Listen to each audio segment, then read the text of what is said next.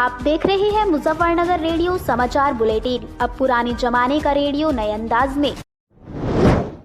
जिले में लगातार दूसरे दिन भी कोरोना का आंकड़ा नीचे की तरफ नजर आया। बुधवार को 490 पॉजिटिव केस पाए गए। आज भी प्रशासन ने कोरोना से 4 लोगों के मरने की पुष्टि की है। इसी के साथ 549 मरीज डिस्चार्ज करने का भी दावा किया गया है। जाहिर है कि कोरोना संक्रमण रोकने को हमें जागरूक रहना होगा, तभी इस महामारी पर काबू पाने में मदद मिल सकती है।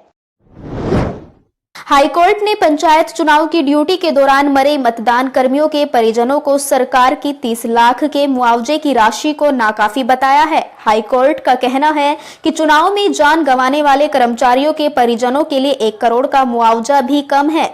सरकार की मुआवजा राशि को कम बताकर हाईकोर्ट में चुनौती दी गई थी।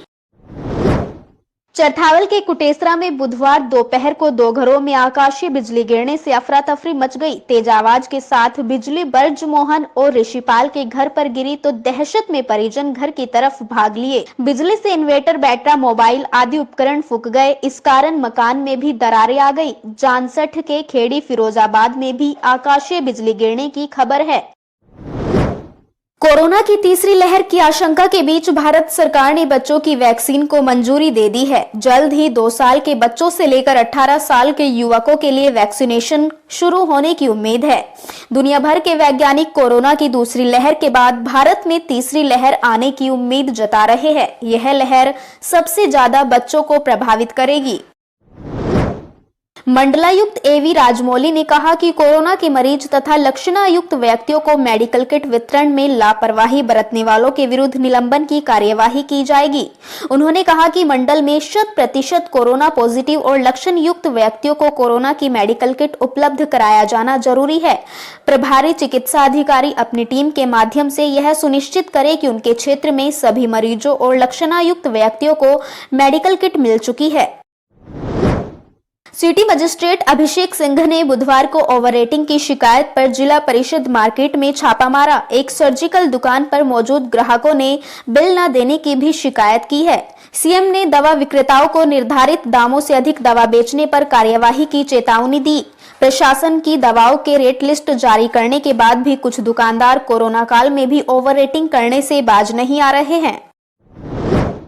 ककरौली के निजामपुर में दबंगों ने एक परिवार के 3 लोगों को मारपीट कर घायल कर दिया। मामूली झगड़े के बाद 1 दर्जन से अधिक लोगों ने मिलकर डंडों और फावड़े आदि से हमला किया। मारपीट का पूरा नजारा मोबाइल में कैद हो गया। बाद में मारपीट का वीडियो सोशल मीडिया पर वायरल हो गया। घायलों में एक को नाजुक हालत में मुजफ्फरनगर भेजा गया है। पुलिस हमलावरों की तलाश में लगी है। जानलेवा कोरोना बुधवार को भी कई जिंदगी निगल गया। दंत चिकित्सक अखिल गोयल के बड़े भाई नीरज गोयल भी नहीं रहे। गोयल कई दिनों से कोरोना से पीड़ित थे। वरिष्ठ चर्म रोग विशेषज्ञ नीरज सिंघल के पिता भी दुनिया को छोड़ गए। IMA ने उनके निधन पर गहरा दुख जताया है। मंगलवार को दम तोड़ने वाली MG पब्लिक स्कूल की शिक्षिका उमा अग्रवाल के पिता गिरधारी अग्रवाल ने भी कोरोना के चलते दम तोड़ दिया। खतौली के बिजली कर्मचारी लखन सिंह की भी कोरोना के चलते जान चली गई।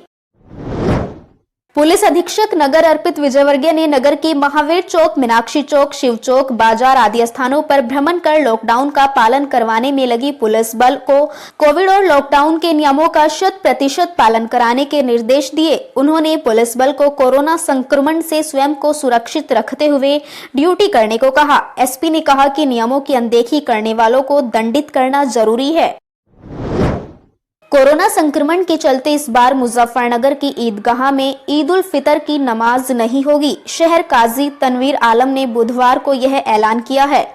उन्होंने लोगों से घरों में ईद की नमाज पढ़ने, सामाजिक दूरी और मास्क का इस्तेमाल करने का अनुरोध किया। शहर काजी ने अल्लाह ताला से बीमारी के खात्मे की दुआ के साथ गरीबों की मदद करने को कहा। दारुल उलूम देवबंद के अलावा कई मुस्लिम धर्म गुरु भी इस तरह की अपील कर चुके हैं।